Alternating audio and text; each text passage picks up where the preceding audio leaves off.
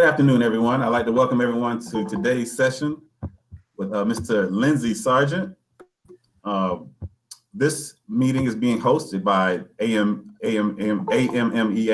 the Advocates for Music and Music Education Association.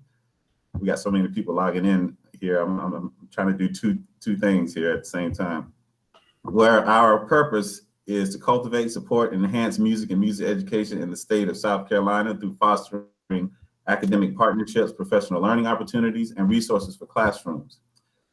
Today, like I said, we have Mr. Sarjeant, and we'll have Mr. McCloud go ahead and do his introduction. Well, the introduction is going to be very brief, fellas. We have Sarge for a second time, and a great friend. We go way back.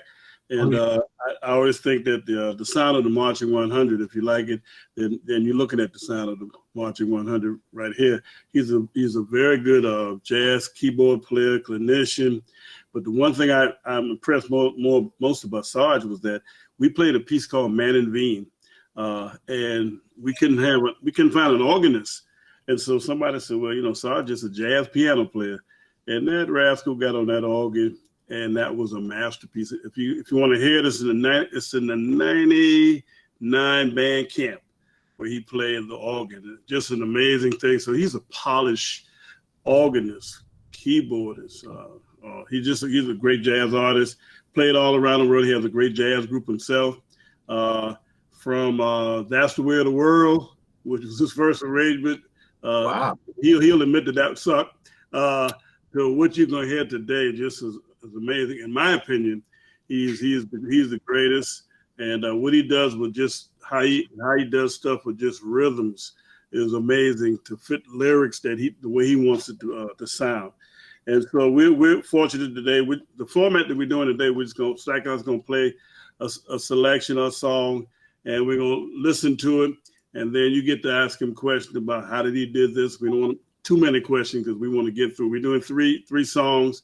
And just let the master tell you about it. And then the one thing, if you want to get his email, because if you like some of those arrangements, well, he could write it for your band too, or he could just adapt that for your band, you know, because he's still in the writing business, and he still share that with your group. So if you want an arrangement from Lindsey Sarjeant arrangement, which will be a memento for many years, we'll give you that email, and you can email him yourself. And he'll do that for you. Correct, Sarge? Absolutely. Okay. Stackhouse, we ready. All right. Call that a shameless plug. And I'm not getting anything from this, you know. That's just my money. All right. So we're just going to play a few songs, everybody, and we're going to play them. This time, Mr. McCloud said one at a time. We're going to give you a chance to chime in and ask questions about each selection. You can drill Mr. Sarjeant's mind. This is the opportunity we've all been waiting for to get it all out of him. So let's take advantage of it. Here we go with the first selection.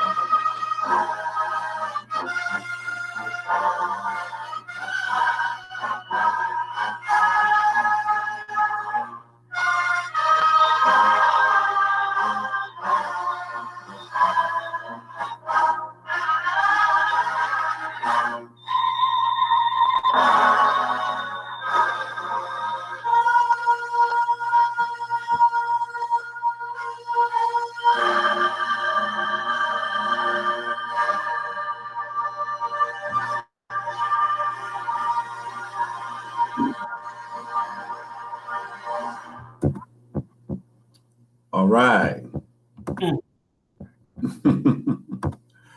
So, first question. I'll go ahead and start it off, Mr. Sarjeant. How do you determine, I guess, what parts of the arrangement you're going to add in there? Like, do you have a format from the beginning before you even approach the song, or you just kind of let it develop? Well, each song is different. So by it being different, it has different musical content, has a different rhythm, has a different style, has a different form, has a different design. And so when I listen to this song, my first thing is, I said to myself, this is not the kind of song that you want to do concert in. We've always done ballads. And I remember, well, first of all, let me just say this. At FAMU, I never really make the decision what music that we want to play. We have a student music show planning committee that make recommendations. And I take, with this particular year, they really want to spend the night on it. But let me listen to it. And I listened to it. And my first thing was, no, this is not the kind of song we want to do. And then, but the more I listened to it, I said, it is the kind of song, because the purpose of concert selections is to highlight the musicality of the musicians. So when I heard the bass lines and the melody was very, very well done. I like the way the brothers phrase that. I said, well, yeah, I think this worked very well. And so when I was writing it, there were certain sections in the band that year. I can't remember the first year we played that song. Must have been. I think it was 81. It was in the 80s. It was in the early. I can't remember the year. And I need to go back and look at my archives and see what year that first thing was made. We first did that. Then we did it again in I think 96 or something like that, 2006, like that. I had to pull it off the shelf. But when I pulled it off the shelf, I wind up making certain adjustments based upon the instrumentation that we had in that particular year. Because when I first wrote it, we had a very, very good horn section. There was a whole lot of very, very proficient, great musicians, horns and baritones. And I don't know if we were using bell front baritones at the time. We're using bell front baritone, which makes a real big difference in the sound of the band. I wrote it, man. I just listened to the song, and I always try to, when I listen to a song, I learn it first. I sit down to the piano and I play the bass lines to try to determine the best key for the arrangement. And then I go to work. I just go to work and start making my draft of the piece, and then sometimes those drafts change. Draft. And I remember very, very plainly when I first wrote it, Dr. Foster says, "What is this?" He said, "Am I supposed to conduct this?" I never heard this song in my life. Wow. And Doc never was. I can tell that he was never comfortable directing it, but then he got comfortable with it because he realized the technique that was involved, especially in the sousaphone section, the baritones. That line, da ba da ba da ba da. I had the baritones and tubas playing it, so it wasn't by themselves. If you listen to it, you hear the baritones playing along with it. We had tubas, but we had a better baritone section.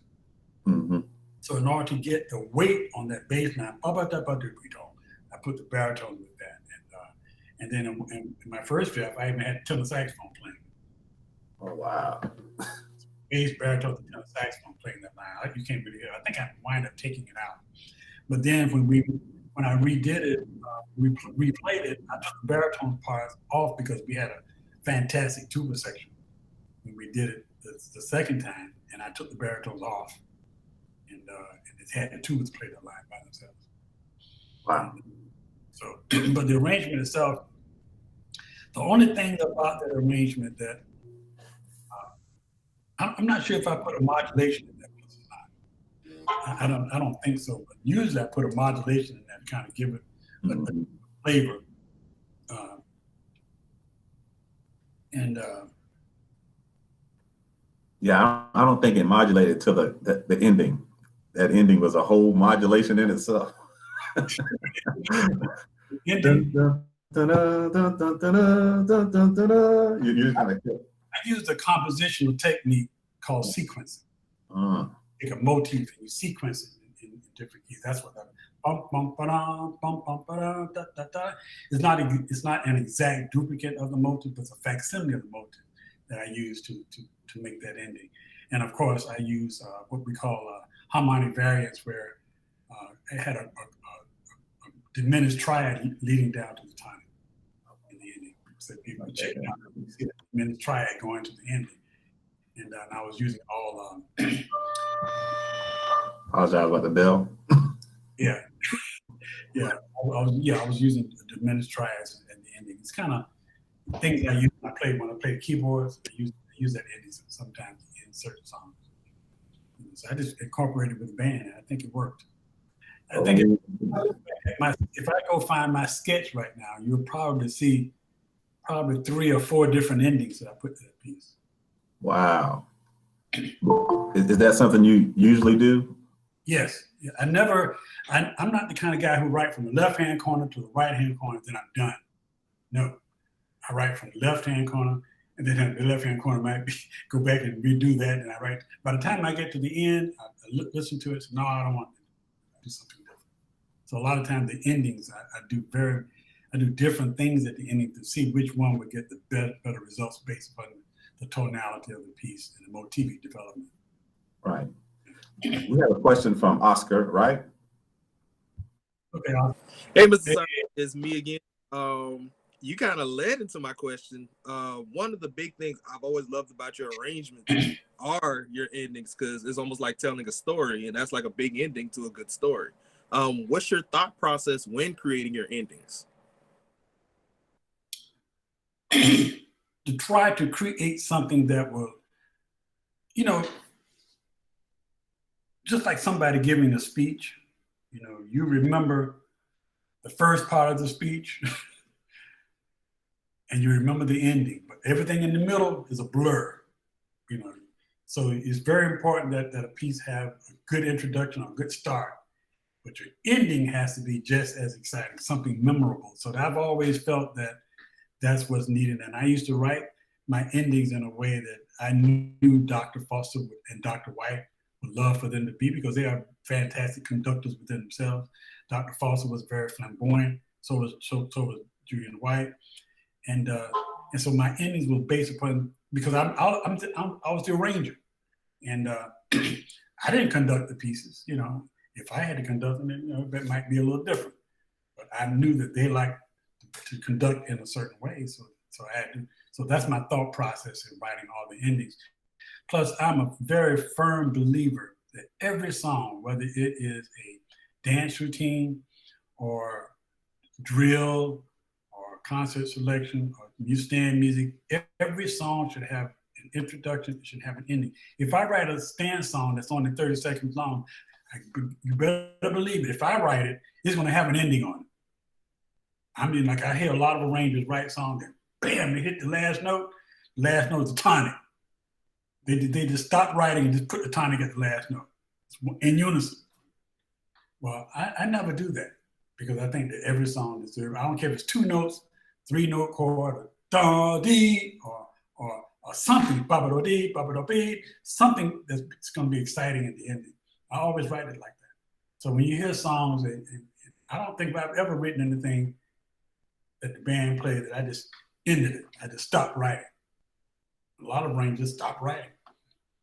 To get to a phrase, you play that one phrase, and then bam, last note, and you look at each other and say, what was that? So I always like to put endings on everything that I write, because I think that a good introduction and a good ending is necessary for a great arrangement. Thank you. Mm-hmm.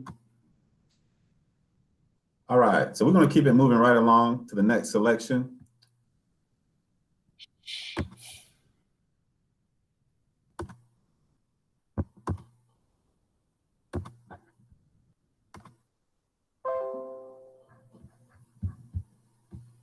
wow. Where did this come from?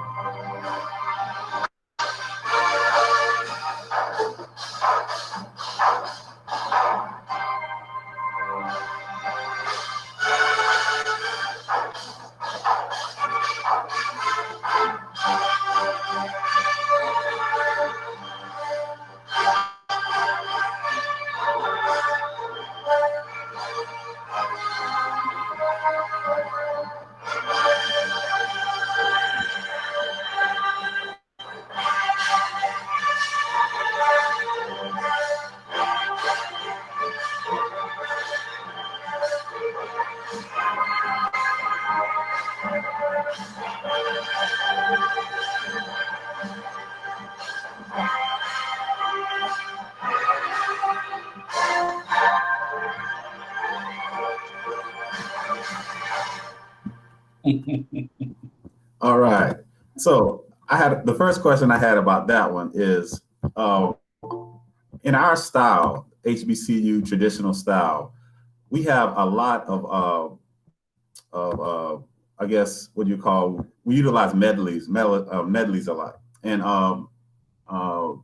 this multi-drill, as you went from song to song, that sound never changed. In other words, I could have separated any of those songs and I could still tell that that was a FAMU song or your arrangement.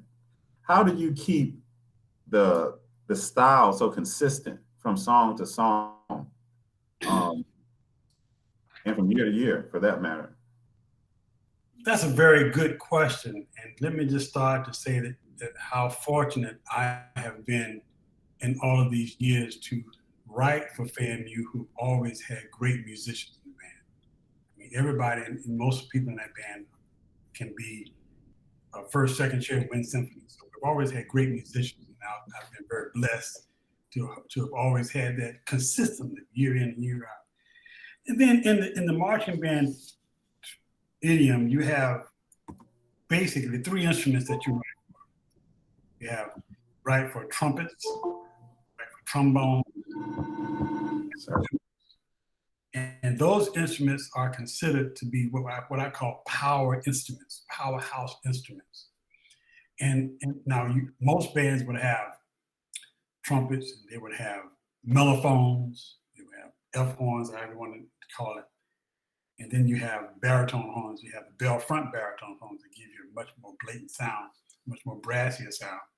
And then you have your tubas. So some bands utilize those F horns as a force.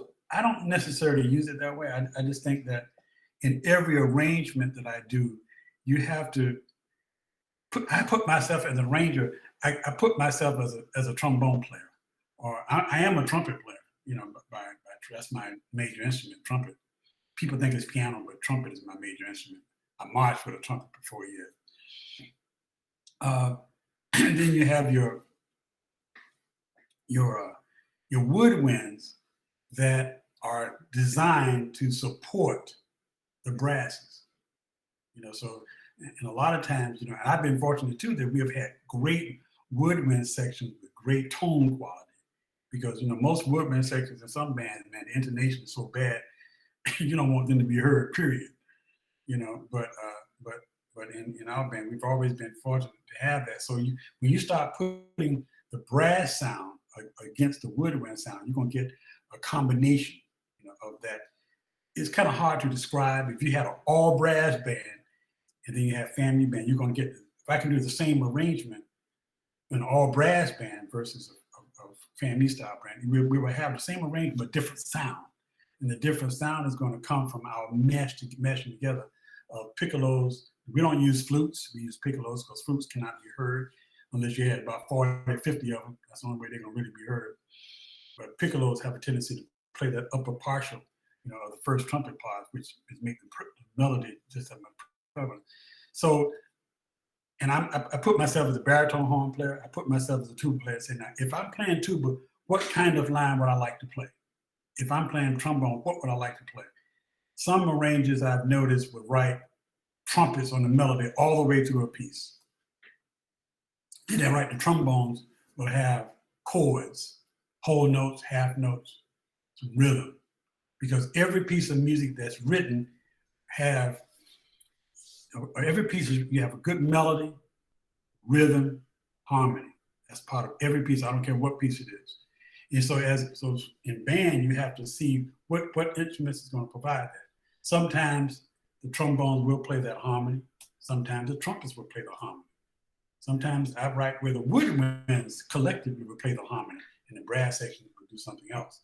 So it's a combination of a whole lot of different things when I write. So my major considerations for writing for FAMU is what band do I have right now? And Dr. White and Dr. Foster, and now Dr. Chipman will tell you that in August, when the band comes back, I do not write one note during the summer until I find out who I'm writing for. I need to find out what kind of trumpet section we're gonna have, because it varies from year to year, what kind of trombone section I have, what kind of tuba section we're gonna have, because that makes a difference. And so my whole style is based upon that. And so I think every instrument should have an opportunity to play the melody. Think about that. Every instrument, whether you're playing mellophone, whether you're playing trumpets, whether you're playing piccolos, alto saxophone, all of them should have the privilege of playing a melody, because that's the hallmark of any song. You can take any piece of music and write all melody and bass line, and you still have the song. So, and then you don't want to delegate a good trombone player who's an excellent player playing whole notes all the time. You don't want a trumpet player wearing out their lips playing the upper portion of the instrument, playing the melody. So in an arrangement, you have to balance that with what you have. And that's the whole concept behind me writing all the pieces that I write. I have to take into consideration the musicians that I have and the level that they are. And then when I do high school band arrangements for band director, they ask me if I would do X, Y. The first question that I ask, what is your instrumentation? What kind of musician do you have? You take this drill that you just played. I didn't write the music first. And when I tell the high school bands, I say, well, if you send me your drill, I can tailor make the arrangement to your drill.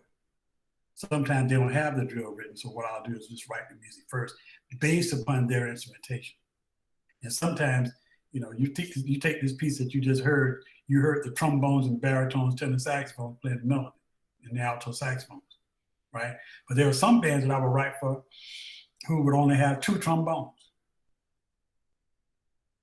1.5 tuba players, you know, 10 alto saxophones, 3 tenors, and about 10 piccolos of flutes, and 20 clarinets.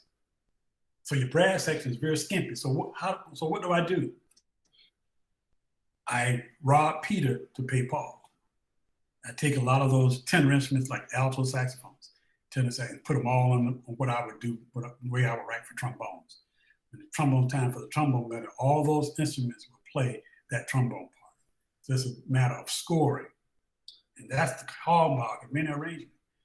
It's scoring. When I wrote for the McDonald's All-American High School Band, it was on 104 musicians, but it was the best musicians, best 2 high school musicians from every state.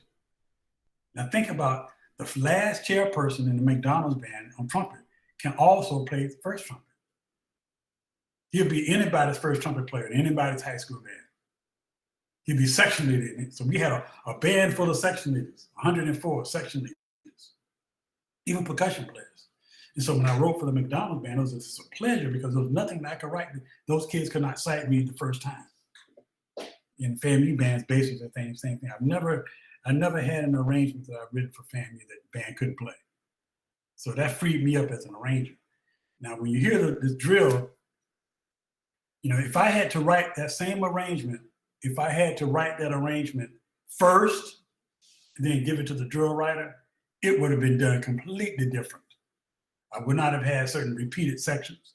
I mean, my transitions would have been different. So a whole lot of things about the arrangement would have been different because I'm writing it under different circumstances. But because Dr. White wrote the drill and gave me the counts of the drill, I tailored the music to that drill. And so that dictated how this song was going to be written. I looked at the drill to see where the trombones were, where the trumpets were. That dictated who would have the melody at what time in that drill. So so when you look at the visualization of that drill, and you look at the placement of the instruments, it fits like a glove. Because now I can see what the drill is like, and I can put that music to the drill the same way that a motion picture sound writer would write for a scene in a movie. He has to see the scene first. Then he write the mood of that piece. He write the mood of the scene. Well, I do the same thing. I write the mood of the drill. And Dr. White, you know, and was writing the drills for 30-something years, and then now Dr. Chipman would write the drills now, and Sylvester Young would write the drills, and we had Dante Douglas write the drills. But the process is the same. And there was one year when the band was suspended that year in 2012, and we came back in 2013. We were 145 pieces wet. That was all we had. We had 8.5 trumpet players, but we had 16 trombones. We had 14 tubas. We had 13 baritones. We had 10 horns. You see what I'm saying? So we had the nucleus of a good band. So what I had to do is go back, everything that we've ever played, even our standard piece, I had to go back and rescore that for that particular band. And if you listen to 2013 band, you would hear the band sound the same. People thought that because we only had 145 people on the field, that we were going to sound subpar. No, I had to go back and change the album mater. I changed fight songs. I changed all of that stuff. I didn't change the arrangement. I changed the scoring, and that's what makes the difference in all of my arrangements. It's a scoring that really is a hallmark of everything that I do. And you ask for consistency, that's the consistency. Wow, yeah. That makes sense. Yes, it does. Yes, it does. All right, we're gonna move on to the next song. Okay.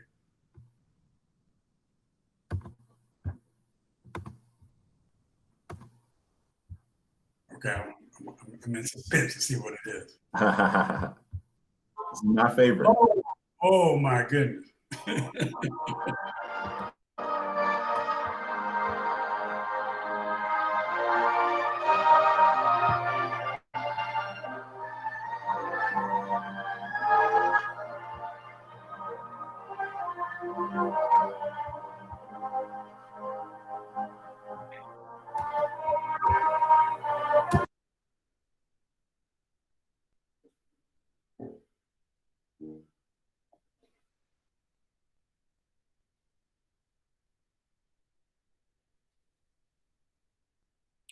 Lost the sound.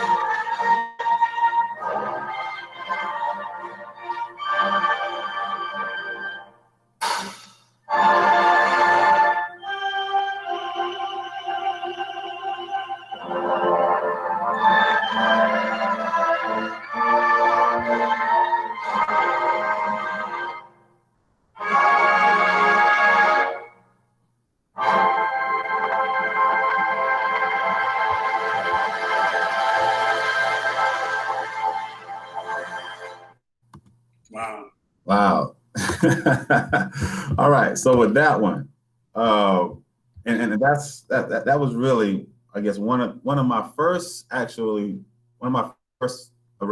arrangements I ever heard. Are you serious? Yeah, it was Congratulations, and I've been in love with that song ever since. But when you approached that one, I guess what was your I guess where did you start from? Did you start with the typical way of doing the bass line? Because the counter melody is so strong in that song, and a lot of your arrangements, it's like the counter melody takes on its own personality almost, you know, and contrary to what's going on with the melody, you can kind of focus on the counter melody and get lost in that. And I've always wanted to ask you that, like how do you develop the counter line? Is that one of your main focuses?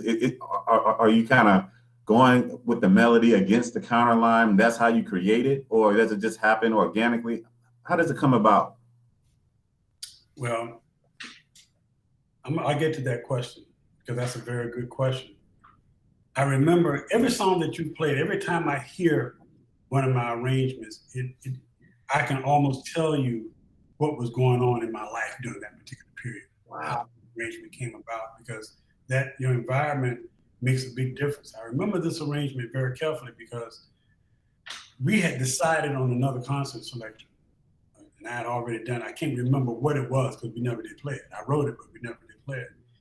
And so after rehearsal at 6 o'clock, Dr. White called me and said, "Mr. Sarjeant, you know, the kids were thinking about doing something else, but we need it because we had a show Saturday." I said, "But what concert selection would they like to do?" They said, "Congratulations." I said, "That one by Vesta Williams." I was already familiar with the song. I said, "Yeah, okay." So I remember having dinner that night, and I started on that arrangement at 8 o'clock at night, and I had to pass it out the next day. I started on that arrangement, and by 1 o'clock in the morning, I was done. Went to sleep, passed it out the very next day. So that's what I remember about that arrangement. Now, in terms of your question, when I listen to a song, you know, when I listen to the original version, you know, it's Vesta, the way that she sung that song, she used a lot of, she didn't use a whole lot of vocal inflections. So the melody of the song has to coincide with the words of the song. I never write a song that I don't know the words to. The words become a very important part of that melody, okay? Any good song, if you go back to the days of Johann Sebastian Bach, Mozart, and all these composers, they always had melodies and they had counter melodies. Bach put those things in his inventions, and a lot of those Bach things that he did, and a lot of those early writers put these things in there. You didn't recognize it as such. But when you start looking at a counter melody becomes just as important as the melody. That's how you embellish your arrangement. I know some bands, without calling any names, where you hear these bands play and it's like block voicing all the way through. You have all these things, all you hear is boom, boom. You hear this block scoring. No moving lines, no nothing. You hear the song, you hear the song, but there's no substance in that song. And I believe that every song, like I said, I put myself as a baritone horn player or a French horn player. What lines would I like to play as a French horn player? And so when I start writing, you know, sometimes I'll write from left, I write the first 10 measures, and realize that the melody is pretty bland. So I put things in there to kind of, so the arrangement will play itself. And it has a lot to do with tempo too. The counter lines and moving lines help the band play it without conducting. That's always my thing. I want the band to be able to play this piece without a conductor conducting.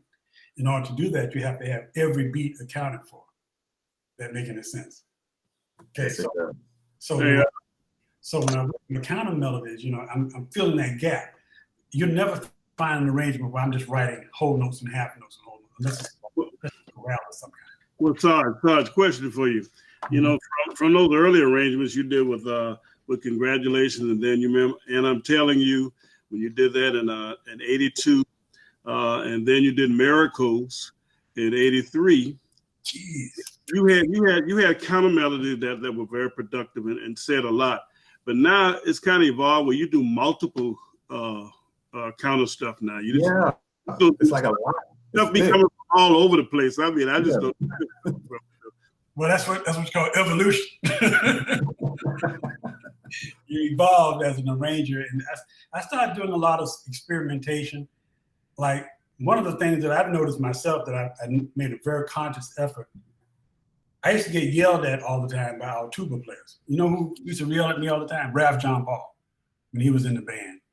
He said, "Sarge, man, you're not writing to our full potential." I said, "Because y'all can't play." That's what I was tell. But I started writing more melodic for the tubas, giving them a lot more freedom to express themselves musically. Because, you know, tubas are the instrument that its function is to provide a low buoyancy for every chord, you know, so you can have that bottom. Some writers arrange it. I'm not knocking it, but some arrangers write those tubas in the trombone line, and the tubas wind up sounding like a blatant baritone horn.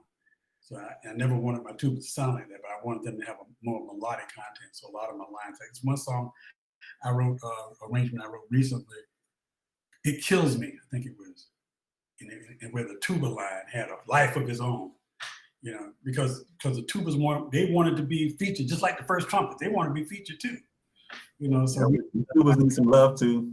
Absolutely.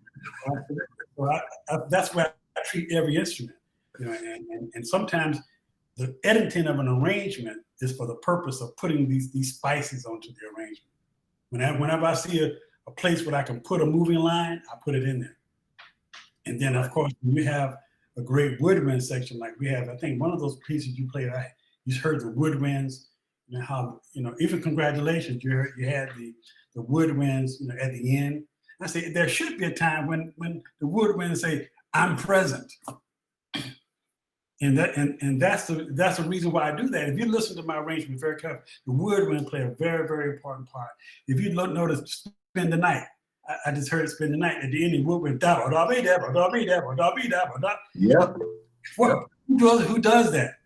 You can only do that when you have the woodwind players who are capable of playing it and playing it in tune.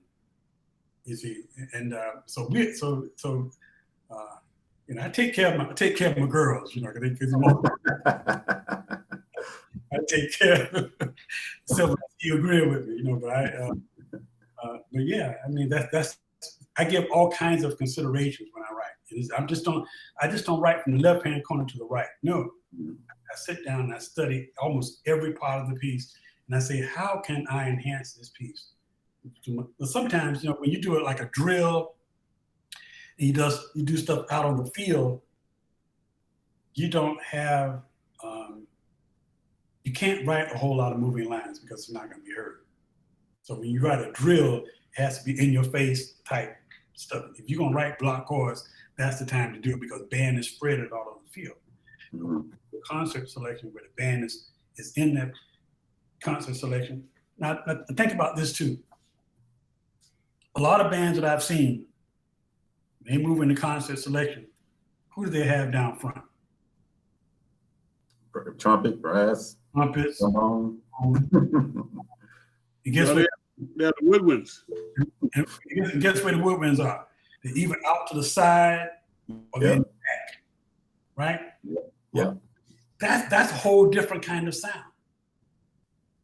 That's a whole different kind of sound. What we do, and I agree with, we put those woodwinds down front because you can't hear them anyway. Because you hear them in the back, you can't hear them on the side, but you can hear them down front.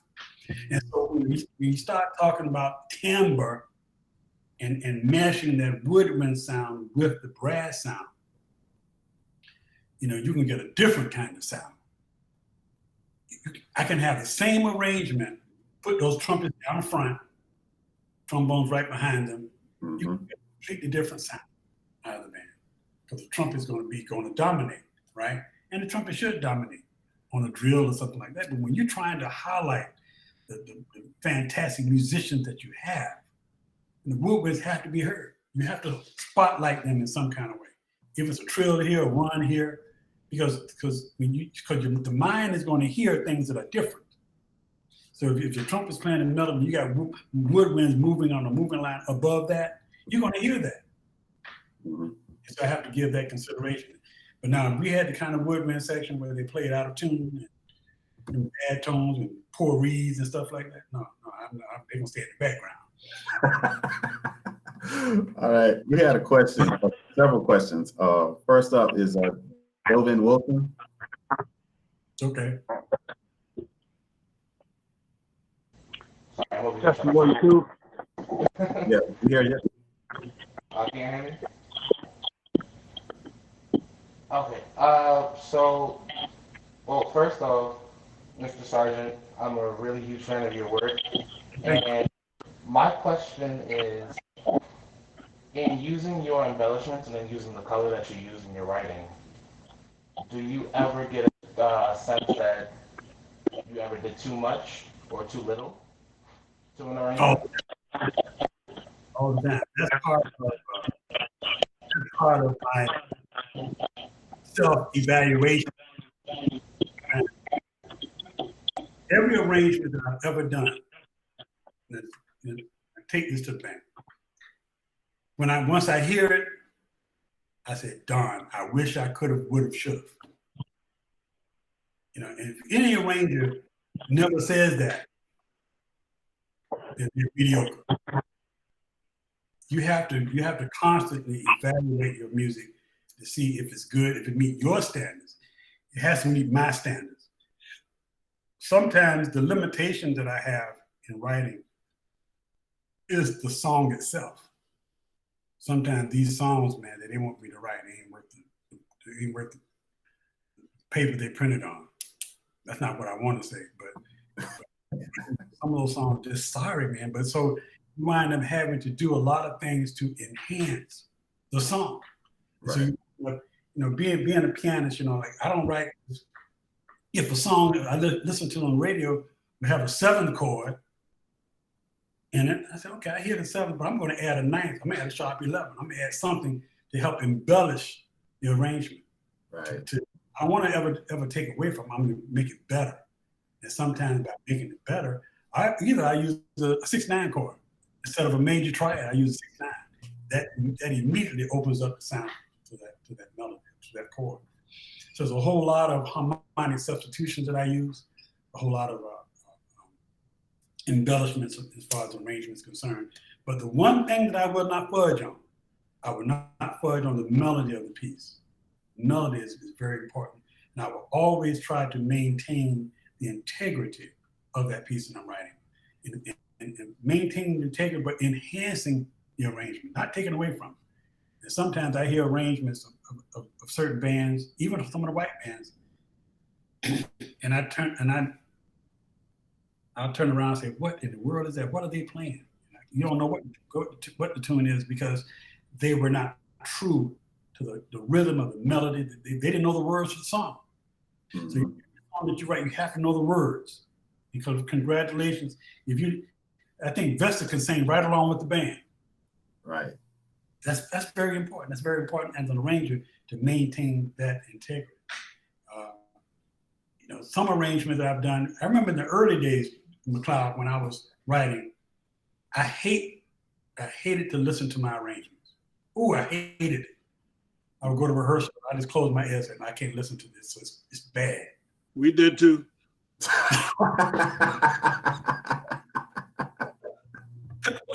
After you kick yourself in the butt so many times, you say, okay, but still, I had a problem listening to a lot of the arrangements. And but that made me a better arranger because now I'm passing on stuff. And then you have to remember now, back when I wrote all those arrangements, we didn't have no computers. Right.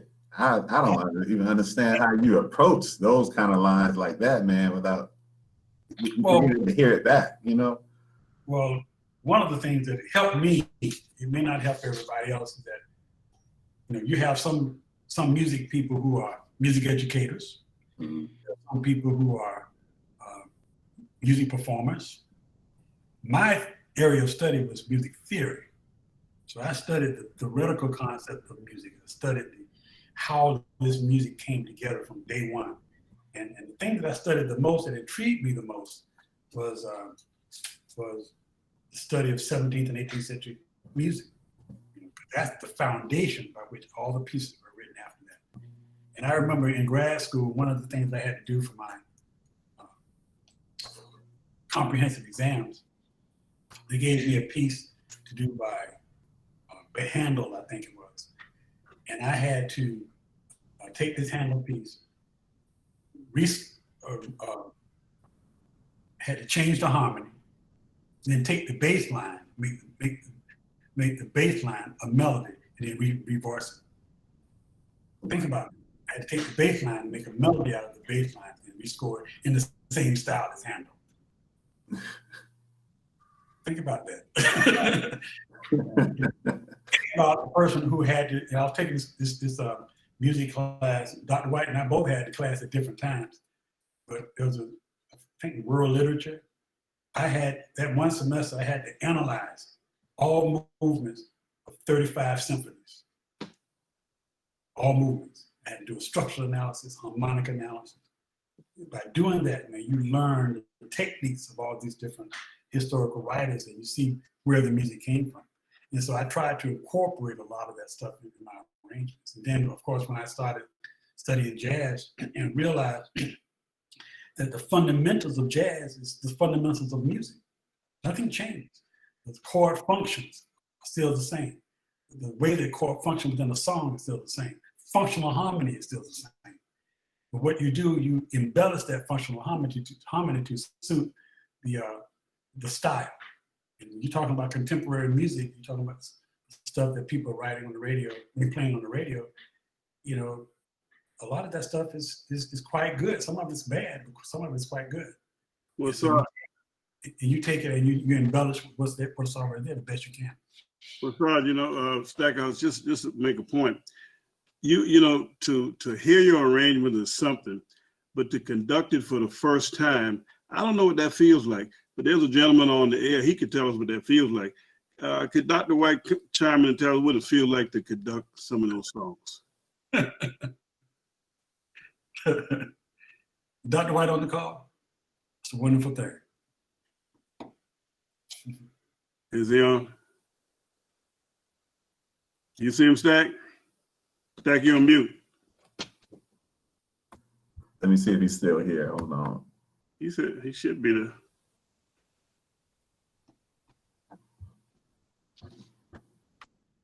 I think that's his, did he dial in? Yeah. Dr. White, if you hear us, go ahead and unmute yourself.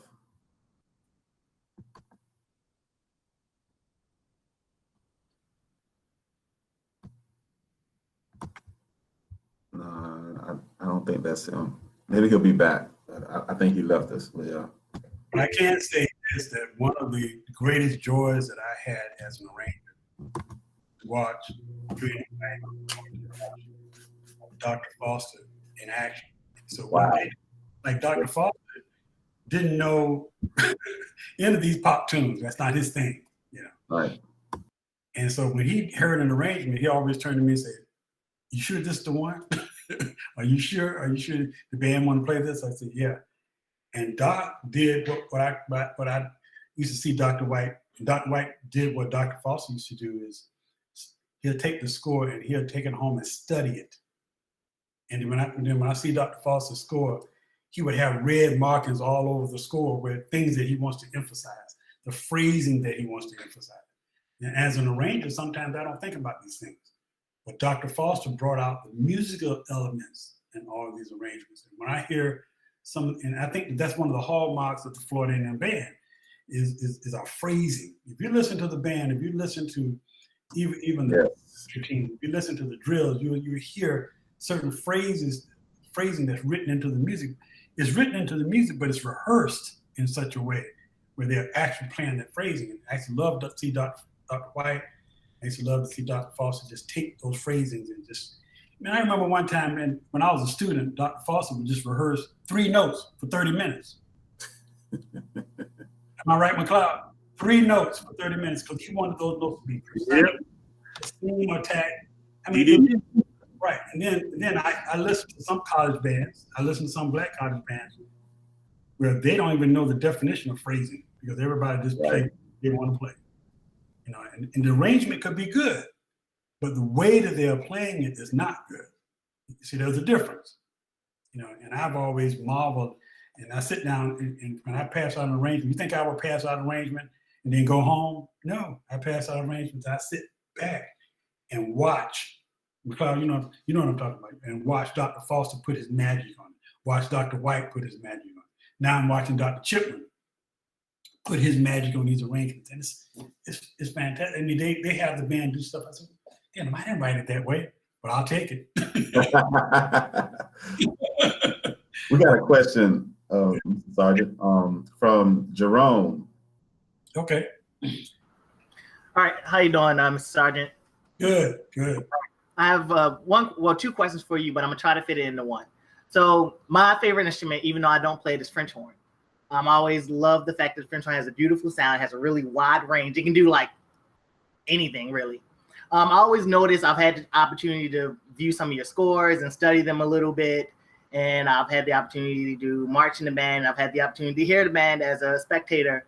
And I always notice that the horn is, how I feel you use it, is always a little conservative. And then the low brass, I feel like you treat it as a low brass instrument rather than, you know, middle or a high brass. How do you use your horn, French horns? How does that fit into your sound with how you use them in arranging? It all depends on the quality of horn players that I have. Because in recent years, we've had some very, very good horn players. So I'm able to write, you know, some G's and A's for them and sometimes B flats, and they will still be able to play it in tune. But the problem that I have in listening to a lot of bands is that they use their horns as trumpets. And they overblow to the point where the sound is so blatant and out of tune that it destroys the sound of the arrangement. So I try not to build that into my arrangement. You know, so every instrument has what we call there are 2 kind of ranges of instrument. There's a playing range. The playing range is what covers from top to bottom. But then you have you have the optimal range. The optimum range is the range that they sound the best. Horns don't sound the best playing A flats and B flats and C's way up there. Just don't sound that good. I don't care what kind of player you are, but most players don't have that expertise to play those B flats and C's in tune. And they pinch and they blow as hard as they can possibly blow. And what you're going to get is 4 or 5 people sounding. And what I hear, my ears are so sensitive. I hear the dissonance. I hear the waves in the instruments.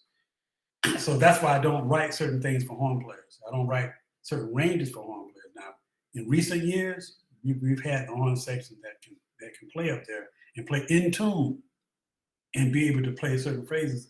And I hear arrangements, I hear bands sometimes where the horn players they stop playing, right?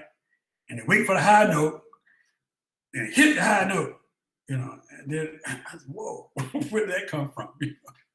And you look at the band, everybody's breathing, you know, everybody taking a breath anytime everybody playing 2 notes, take a breath, 3 notes, take a breath. All of that is a part of the process, you know. And so when I write for the characteristics of the instrument. Some people say, well, you don't write the trumpets high enough. I don't write the trumpets up in the altissimo register. Well, the truth is that everybody can't play in the altissimo register for trumpets. Everybody can't play those E's and F's and G's in the trumpet section. So why write up there when you know it's not going to sound good? Right. I mean, they can play up there. They can pinch. I'm a trumpet player. I can tell you, I can pinch and play those high G's and A's and B flats in the trumpet section, in the trumpets. But I wouldn't want to write for a section up there. You can just imagine like information-wise, and that is the tone quality. And then you have the overtone series that's being messed up, because when all of your arrangements is here, and you got this trumpet player way up there, you know, it doesn't sit very well in what I like as an arranger. Some guys like that, and that's their prerogative to like that. Some bands play like that, and they love it. Their fans love it, and that's them. But for me, I write for the characteristic. I want every instrument to get their characteristic sound. You know, tubas are bass instruments. It's not a tenor instrument. So I don't write in the tenor range for a tuba player. Tuba has to provide that bottom note so that the chord can sound. You can have the correct resonance on that chord. Absolutely. Make sense, Jerome? Thank you.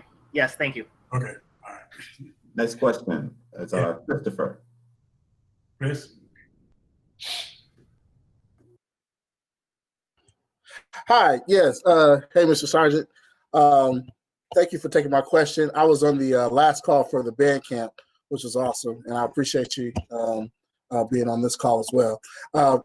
Quick question was just a kind of a scoring and voicing question, Okay. Specifically to flutes, clarinets, second, third trumpets, and maybe first horn, if it applies. I was studying some of the scores that you sent us for the camp, and sometimes I noticed that there's a amount of spacing, either octaves or fifths, between your clarinet and piccolo parts. And sometimes you have what it's, I guess it's layered. You might have the first horn layered with a second trumpet or something like that, or a third trumpet.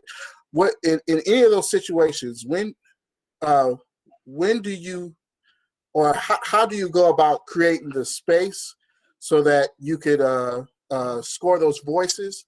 And in which situations do you, I guess, score them, I guess, in like juxtaposition, or do you score them openly to get a brighter sound? Well, the latter is true. Sometimes it's voiced openly to get a certain kind of sound. But what I try to do is not to put too much space in between them at all. Like clarinets by trade, you know, the clarinet is an instrument that sounds very good in Charlemagne register. You all know that, right? And it sounds very good in the high register. High register is anything from that F all the way up, the clarinet. But that clarion register is a very, very difficult register for them to play in, because they're using one hand on the instrument, and you can't get that much sound in the clarion register, just for an example. And sometimes in voicing, what you try to do is balance off a triad.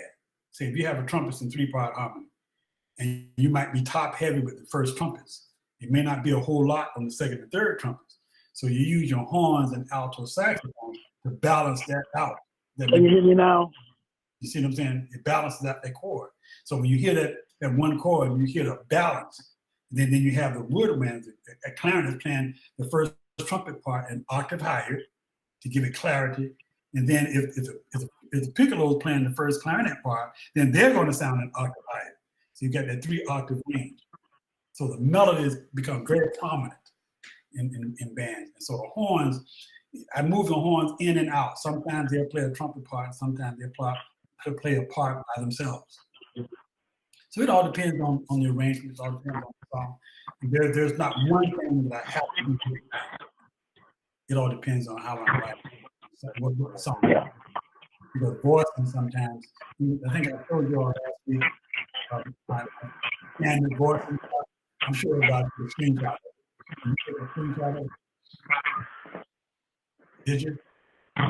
So are you taking a screenshot of it? You should see that my standard portrait is standard, but it's there are so many different variations. So you have to find a home for every instrument. And the closer together those chords, the tones are, the more sound that you're going to get out of the arrangement. You know, I like to write a 7-part harmony, but sometimes I only write 5-part harmony, 2 trumpets, 2 trombones, and tuba. 5 parts. Then then I substitute, I embellish that with horns and baritones to create the third part. If I'm writing for a band that's got, 8 trombones, instead of writing 3 parts for the trombone, I write 4 and 4. Then I take my baritone horns and use my baritone horns and tenor saxophones as third trombone parts. See, and so my horn parts, I use my horns as super first trombones, or they can be second and third trumpets, which is even higher. Or sometimes they're on the part by themselves, but it's always, the purpose is to strengthen the harmony. That's what it's all about. But the only difference is if I write a moving line for them, then it has to be in line with the melody. The melody and counter melody has to be in sync with each other. And that can also help the contemporary harmony that I use. I use 9s, 11s, and 13 chords. But those French horns and those moving lines are going to weave in and out of those chords. And that's what makes it so transparent, because the ear hears whatever's moving. The ear doesn't hear when a counter melody plays the same rhythm as a melody. It's no longer a counter melody. Mm-hmm. So do you keep the certain voices away from your first trumpet and your piccolo and your first clarinet? Like, do you only give them either a tonic or a fifth, or do you, or sometimes you stray into like the 7s and the 9s and stuff like that? Because for tuning purposes. I don't look at it that way. I don't look at it that way, because every voicing situation you get into, they may not be able to play a fifth. They may not be able to play a tonic. They may not be able to play a third. So it all depends. So I can't say, well, you give piccolos a fifth. I don't look at it that way. I don't score it that way, because then you're limiting yourself in terms of the sound that you can get. And so you have to base what you write for them on the present situation. And sometimes I might do that. Sometimes I might do different things based upon the chord.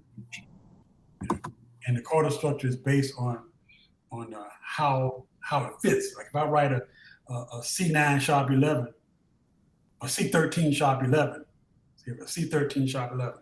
If I write that, sometimes the melody might be, the 13th might be the melody. You see, I can't change that. The sharp 11 might be the melody. I can't change that. And so that's why I don't look at it as being putting it in on certain notes. Because once you fill in the chords, and you have to go with what's there. Because one thing about a song, one thing you cannot change, the melody. And think about that. You can't change somebody. You change somebody's song. You can change the harmony, but the harmony has to be used in such a way where it is a substitute. I use a lot of what I call functional interchange. Functional interchange is substituting one chord with another chord that's having the same harmonic function. Mm-hmm. See? So I can rearrange a whole song based upon the function of the chord within the harmony.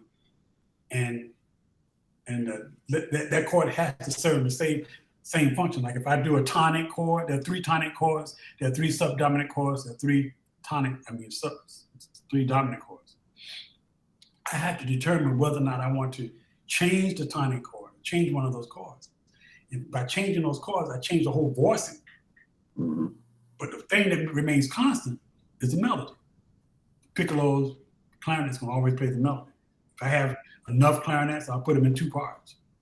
They play the melody in either the third trumpet part or the second trumpet part, depending on how I want the clarinets to sound.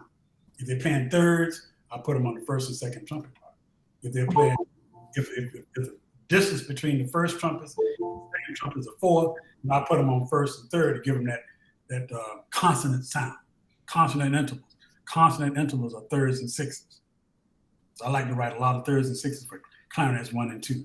Then the piccolos, of course, going to be on top. I never give the piccolos harmony. Never. It won't sound right. Put them in 2 parts or something like that. It just won't sound right. I've experimented with that too. It just don't sound right. Because a piccolo is an instrument that if you don't have the right kind of players, man, you're going to have some severe intonation issues. And so sometimes intonations are built into the score. I won't do that. It's built into the score by the key that you decide to put the song in and the key relationship. So when you hear me do a medley and I go from one song to the next, my modulation is going to always be, you know, in favor of the key that would give that song the best possible sound. All right, we have another question from Freeman.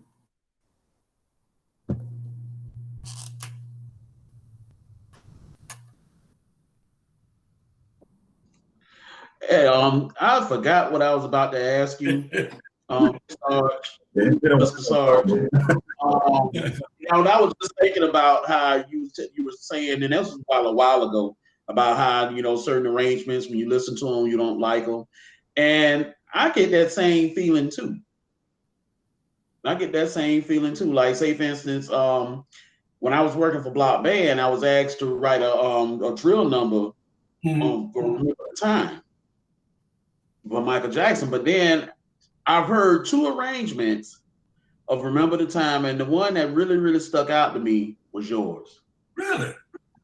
Yes, we did Remember the Time for FAMU band camp. Yeah. 92. Yeah.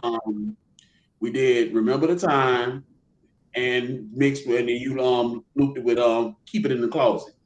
Okay. The ending and everything, always love that embellishment at the end.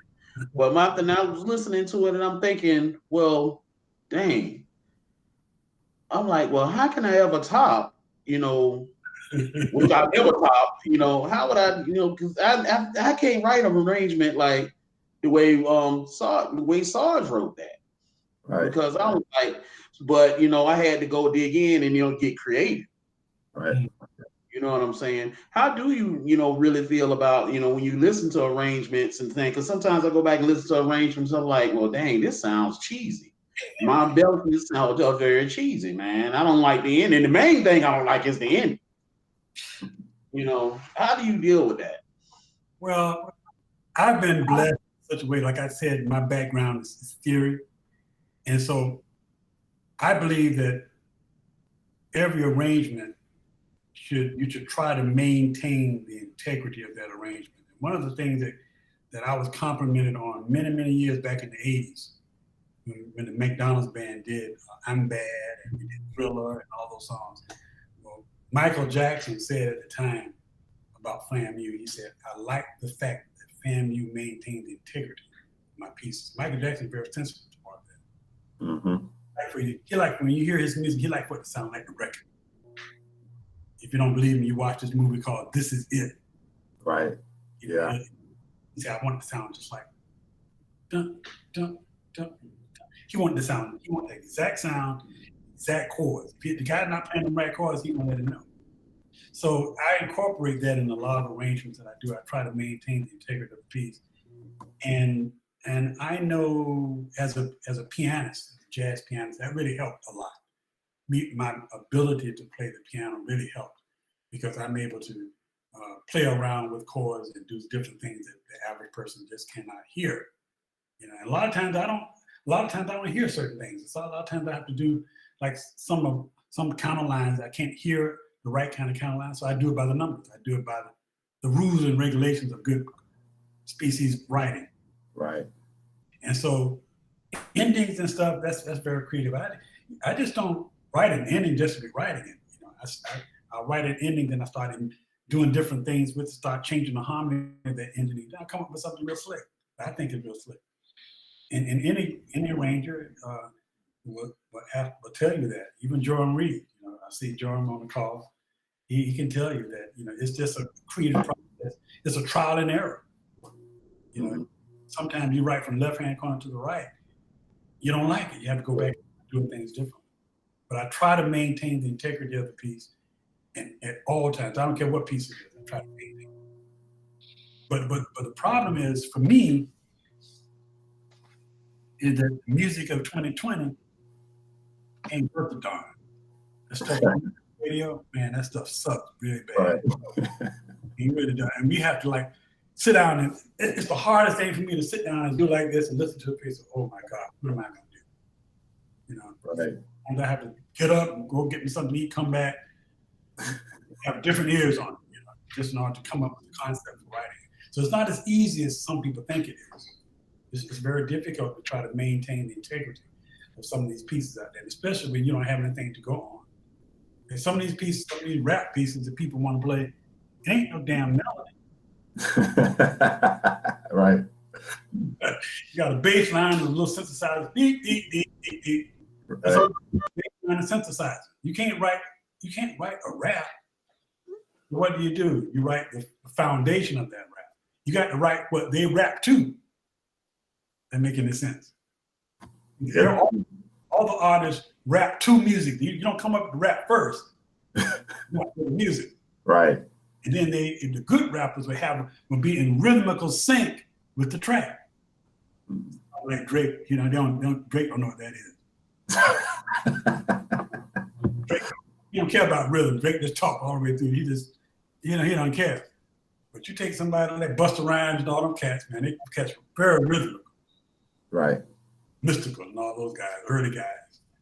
They set the standard for what, and they coordinate what they say to the track. And so, as an arranger, what I write is the track. Right. Hopefully, people recognize what the song is. If it has a strong bass line, then that becomes the hallmark of the piece. I have to determine in every piece what is more important. What do people like out of this song? I asked my kids when they were young, I said, well, what is it that you like about this song? Well, I like the beat. Well, what's the beat? Bass and drums. Right. So you have to make sure the bass and the drum, and as an arranger, I get aggravated sometimes, even when our percussion section don't write the right beat for the song. Because it diminishes what the song is really all about. You got to have the same beat that's on that record, you have to write for that song in order for that song to be what it is, in order for people to recognize it.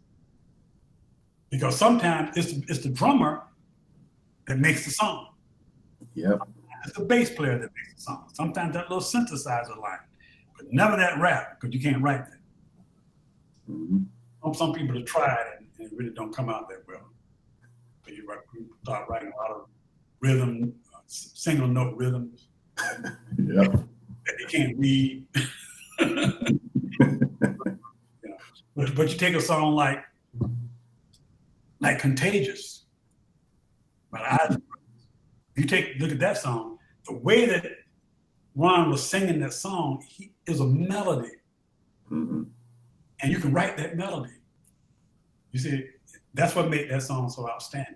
It's an outstanding song. And most people, I talk to some arrangers and say, well, we can't write that for this. He's talking through the song. I say, no, man, there's a melody there. Right. There's substance to that song that most people don't recognize. So as an arranger, you have to take in all those considerations. It's never cut and dry, saying you have to do it this way. It all depends on the song that you're writing. And sometimes techniques change depending on it. Question from Hamadi. Hi, well, can you hear me? Yes, sir.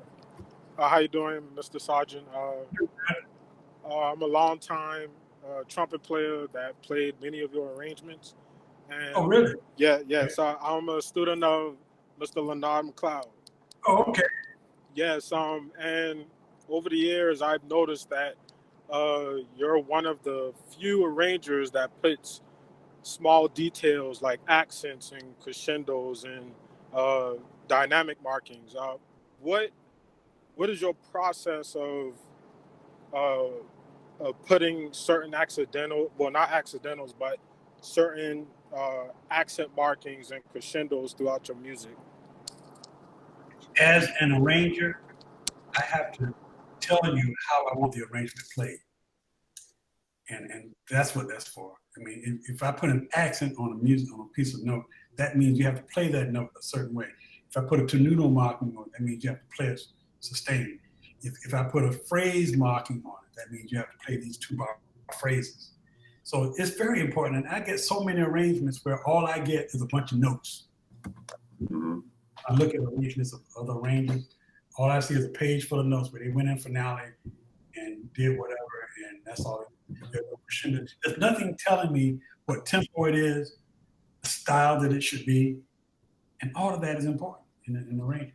So that's why I do that. And forzandos to double forte, triple forte, piano, because I think dynamics is a very important part of bands. A lot of bands only have 2 dynamic levels. Some bands have 2 dynamic levels, that's loud and louder. but you have to go with full range. As an arranger, I dictate that as an arranger. Sometimes I want a pianissimo. Right.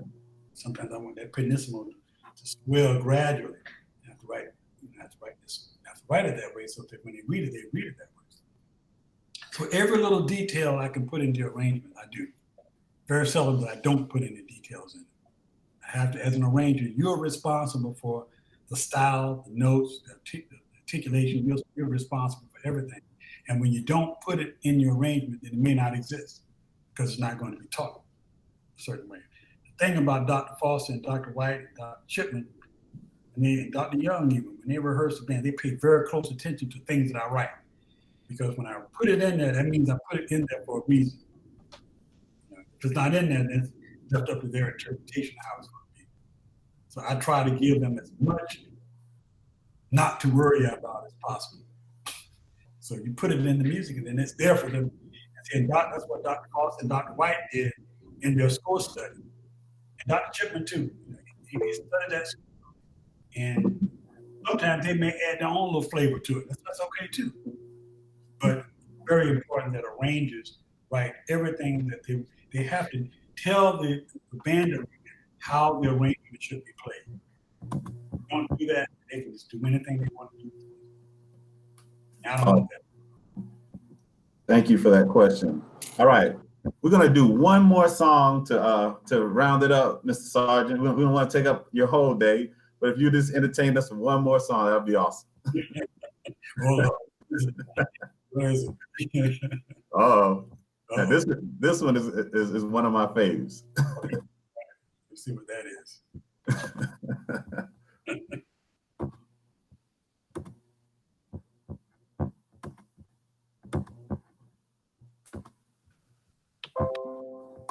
Oh my goodness.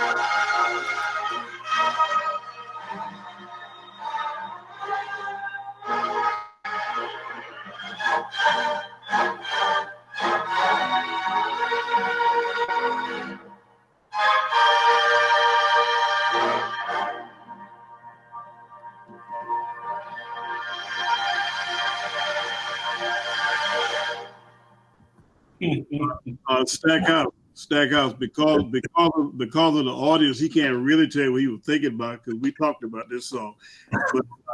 But you can ask the guy who conducted the song what it was like. He can hear us now, I think. Dr. White, can you hear us? If you unmute your microphone.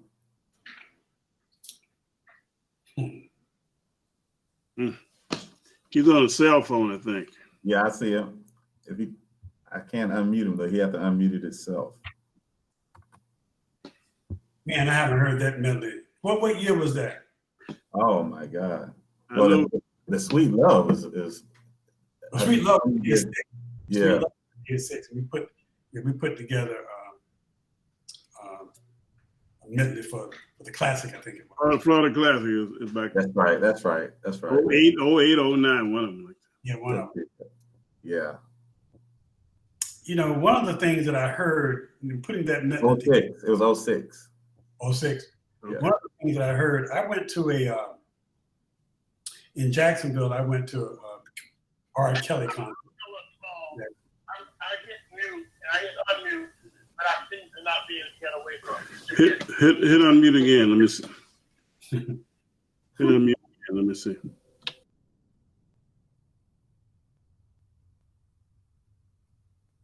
When I went to an R. Kelly concert and sitting down to the artist, admiring his composition style, and I couldn't believe he had written all these songs. Some songs he wrote for himself, some he wrote for other people. But he did a medley, man, one time that lasted about a good 13 minutes. And all he did was a hook of all these songs. Mm-hmm. All these songs and put together the most important part of these songs. And I said, that's the key, to doing a concert selection with more than one song. Doing three, I've done them when we did 4 songs. What you do, you pull out the main part of the song that people sing, mm-hmm. The most memorable part of that song, and you put them together. And that's what I did with that particular medley. I noticed that, well, in the past, you've done that a lot with the drill, the multi-drill selections. But when did you start doing the multi-song and the concert selections? Because you didn't always do that, like back in the day, like 80s and 90s. I don't remember that too much. Let me tell you, when I first started as a student at Florida A&M way back in the 1800s, a lot of college bands were not doing medleys at all. They were not. And if you go back to the 60s, a lot of these bands would play one song on the drill, one song on the concert selection, one song on the dance routine, then they come off the field. They have one song for the dancing girls. And I remember as a student being on the student show planning committee as a student back in 1970, 1969, 70. And I remember we were standing in this room listening to all these songs, and they had recommended these songs for the drill. There's about 5 or 6 songs for the drill.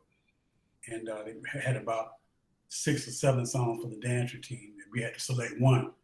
And I wasn't the arranger at the time, I was just a student. And I said, well, why not use all 3 of the songs in the drill? And everybody turned around and looked at me and said, no, we only use one. I said, no, let's use all 3. And then the year that I graduated, I remember, that became a staple of what we did. We started doing multiple songs on the drill. We have done multiple songs on the, Richard Powell wrote this multiple thing. He did concert selection he did, Where's the Love and Song I Don't Want to Be Right. There's 2 songs. Dancing, whole song. And then when we started doing it, all the other bands started to do it after that. I'm not taking the blame or the credit for that. I've always felt that we have to give our audience a variety. Well, why just settle for one song when you can do a multiplicity of songs? Right. And give people a little bit more. Well, you've been around through the generations, so you've seen. Okay, I'm here now. Can you hear me? Doc. Go ahead, Doc. Chime in on that last selection. You heard it? Okay, yes, I heard a part of it, and I think the question was, what kind of effect did Mr. Sarjeant's arrangements have on me as a conductor? Absolutely. And I'm happy to say that the main thing that impresses me, I guess, gets me when I get on the podium and conduct, is Mr. Sarjeant's voices. A lot of our band sound is based on the overtone harmonic series. If you ever look at our concert band formation, you see that it goes from a fundamental, the octaves, the 12th to 19th, all the way up the overtone harmonic series scale. And when he takes, say, a melody and put it in the cornet, and then the clarinet and the piccolos, we have 3 octaves going. We have 3 exponents of the overtone series, and that really gives the band a great sound. The other thing that Mr. Sarjeant does, and I always say this, there are arrangers, and then there are Lindsey Sarjeant arrangements. Counter melody. Mr. Sarjeant, he doesn't create the normal counter melody. There are ways and voices that he takes the counter melody from maybe the French horns, the mellophones, saxophones, tenor saxophones, horns, baritones, and he can take that melody with that instrumentation, and he sings all over the place. I don't know what he does. I'm sure he told you, but there's a Lindsey Sarjeant arrangement that goes there. The other thing has to do with the bass line, and we've been very fortunate that we've always had a large, strong bass section. The way he moves, he doesn't, as I heard him say, the integrity of the arrangement. He never loses the melodic line, but then he also has a way that he moves the bass line without disturbing the harmony. And so you put all those things together, and so it's just dynamic. It's an emotional thrill for me to conduct his numbers, just because of that voice and the harmonic line that he does, the way he handles the bass voices. And then the last thing with his arrangement, I don't know if he's mentioned it to you yet. We call them Dr. Foster endings, and you know it's something the way he gets away from the complete melody and uses parts of it to create a kind of forte ending, a kind of an ending rhythmically that's very it has a good sound. And so that kind of the Dr. Foster ending is also a trademark of Lindsey Sarjeant. So you put all those things together with me, and I'll tell you what, it is really an emotional treat for me to do this. We talked last night about that selection was Open My Heart, Mr. Sarjeant. Yes. And we talked about it, and Mr. Sarjeant told me how much time it took him to arrange that piece because he couldn't get it like he wanted. And he said it took him all night to do it. And I said, oh, you poor thing, it takes you all night. You do arrangement overnight, but it takes other arrangement, not talking about it, but it takes him maybe a few days in order to get the arrangement in place. But he worked on it, and then again, the melody, harmony, and bass lines were just tremendous. So not to take up much of your time because I could talk forever and ever about the Sargeant arrangements, but I appreciate the opportunity to do that. Yes, and that Open My Heart was one of my favorites too. I was like, okay, yeah. Let me say this about Dr. White, because he changed the way that I would write drills. You know, he and I have been very, we've been together. We started working at FAMU the same year. Right. And counter melodies have always been my thing with the lyrics, right? He came up to me one day, very respectfully, said, man, your arrangements sound good, but on the drills, can you give us more movement line on the drill? Yeah, I remember that. I said, sure. I remember that. He wanted me because I would write all these complex lines for the drill, and they just were not being heard because the band was all over the field. So I started to rein that in and write more chord style. You remember that, Julian? Absolutely, I remember it. And you changed that. I've been writing that way ever since. I'll incorporate the moving line on the field when the instrumentation and the formation warrants. Wow. Right. And then the other thing with it too, I don't know if he discussed that. Before we write the music, he and I would have a conference. Mm-hmm. And we talk about where we want the melody, when we want that climax to come, where we want that climax to come, and the kind of rhythmic complexities that he put into it. And we would talk our way through the arrangement before he actually did it. So that when we put it on the field, it fit like a glove. It felt like kind of like an O.J. Simpson glove. And then the other thing was that after a while, I could do the drill. Mr. Sarjeant could do the music, and we didn't even collaborate on it. We would just go ahead, come on the field and put it together. But that was because we had a kind of feeling for each other. We knew what the other person desired. It was wonderful to do that. Wow. I know that if you come down the field, that's going to be 64 counties. And I do know you're going to be 32, doing all this stuff. So I do all that ahead of time. So we work very well together in doing those years. Well, Mr. Sarjeant, as we conclude, man, it's been just great having you as a friend. And remember, guys, if you like his arrangement, you can get his email, and he can tailor-made those arrangements for your band. And for a small fee, he'll be glad to do that for you. And so take this opportunity to utilize this expertise that he has. I guarantee he'll make your band sound well. Thank you, sir. My pleasure. All right. Well, we thank everyone for getting on with us today. Mr. Sarjeant, thank you so much for giving us this fragment of your time. I know you just finished up class and you jumped right on with us, and we just appreciate you just sticking it in with us. So everyone can go ahead and unmute your microphones. We'll give Mr. Sarjeant a nice round of applause for sticking with us. Thank you, sir.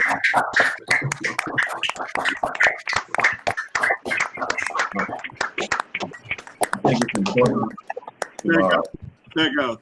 Yeah. And the last thing I'm going to say is, COVID-19 is really killing all of us.